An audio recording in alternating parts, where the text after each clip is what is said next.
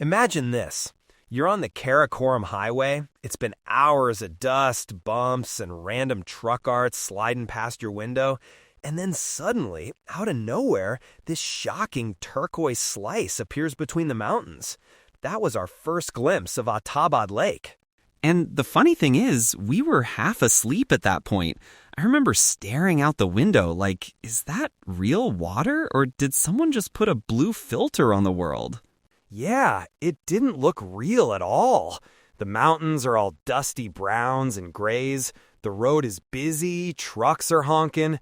And then this crazy, calm blue just sits there, shining. That first glimpse woke us up better than chai. But let's be honest, by that time, we were tired. Proper road trip tired. Shoulders stiff, snack packets everywhere. That question in your head, do we stop now or just reach the hotel and lie down forever? Exactly. So we do what most people do at Attabad. We told ourselves, yeah, just 5 minutes. We'll pull over, take a few photos, maybe a quick video for family, and then we'll move on.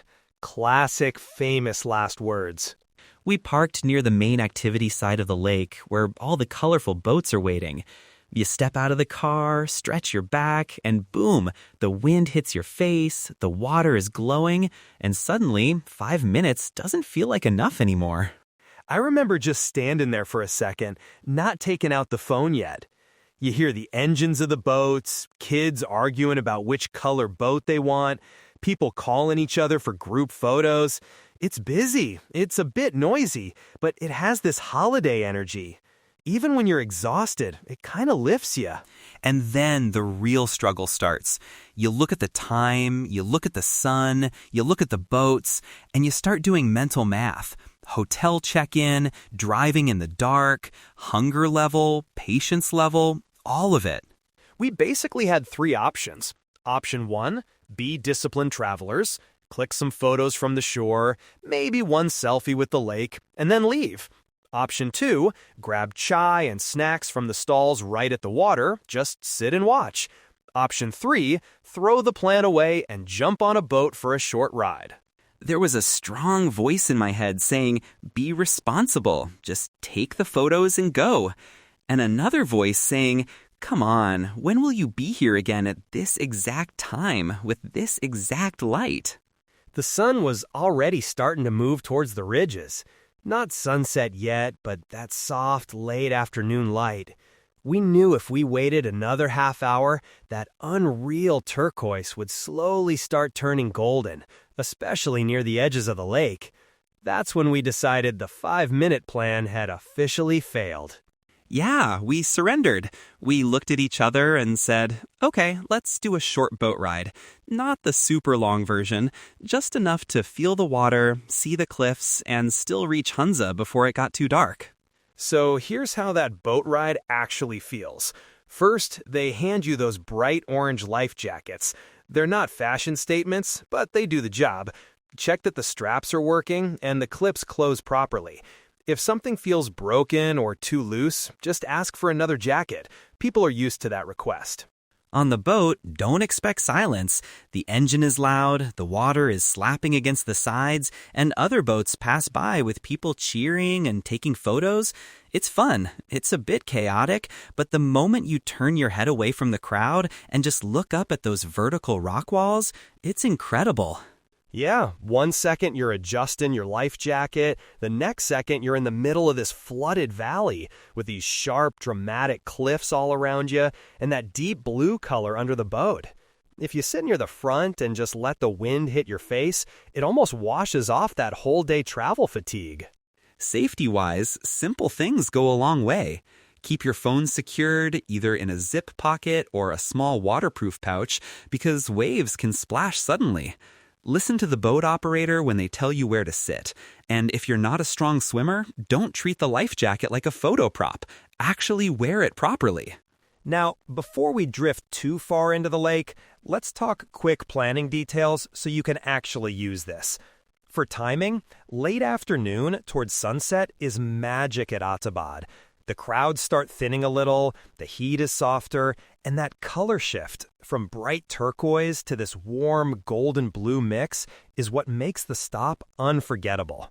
Cost-wise, we won't quote exact numbers here because prices change, especially season to season. But think of the boat ride as a shared, negotiable activity. If you're a group, it usually works out better per person. Ask the operator clearly about the duration of the ride and where they'll take you before you agree. Crowd level depends a lot on time and month. In peak season and on weekends, be ready for a busy shoreline with families, honeymoon couples, and people doing drone shots. If you prefer calmer vibes, aim for weekdays and avoid the absolute middle of the day when tour groups often pass through. A few tiny packing tips that make a big difference.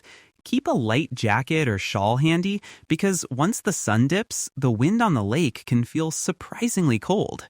Sunglasses are your friend. The water reflects light straight into your eyes. And if you're sitting near the edge of the boat, assume your shoes might get a bit wet. Okay, now back to that golden moment. After the boat ride, we didn't rush straight to the car. This part is important. We walked a little away from the busiest cluster of stalls and boats. Not far, just a few minutes along the shore, until the voices faded a bit and you could hear the water more than the engines. That's when I really noticed the color changing. The same water that looked like neon blue from the road started picking up these warm tones. The tops of the waves turned golden where the light hit them, and the shadows went a deeper, calmer blue. It was like the lake was slowly taking a deep breath. We just sat on a rock for a while.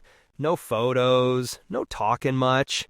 You know those rare pauses on a trip where nobody is scrolling, nobody is complaining about the drive. You're just there. The highway felt far away, even though it was right behind us. And that's the part I remember most. Not the perfect photo, not even the boat itself, but that quiet 10 minutes as the turquoise turned to gold and the air got a little colder. The whole mood of our Hunza trip changed in that small pocket of time. So, if you're passing Attabad on your way to Hunza and you're telling yourself, it's fine, we'll just stop for 5 minutes, I'd say plan for a little more. Give yourself the option of that short boat ride, or at least some unhurried chai by the shore, and a few quiet moments away from the crowd. Treat it not as a distraction between cities, but as a real pause in your journey. A place where you switch from road trip survival mode to actually feeling that you're in the mountains, beside a lake that literally didn't exist a few years ago. To make this easier for you, we've put together a simple Attabad mini plan on our website. Current rough price ranges, suggested stop duration, and small ideas depending on your energy level. Quick photo stop, relaxed chai stop, or full boat ride and golden hour stop. So before your next northern trip, just take 2 minutes, check that mini plan, and you'll know exactly how to turn that one roadside lake stop into one of your favorite memories from Hunza. All right, that's it for today's travel diary from Attabad Lake. Thanks for riding along with us on the Karakoram. May your drives be safe, your chai be hot, and your 5-minute stops turn into golden hour stories.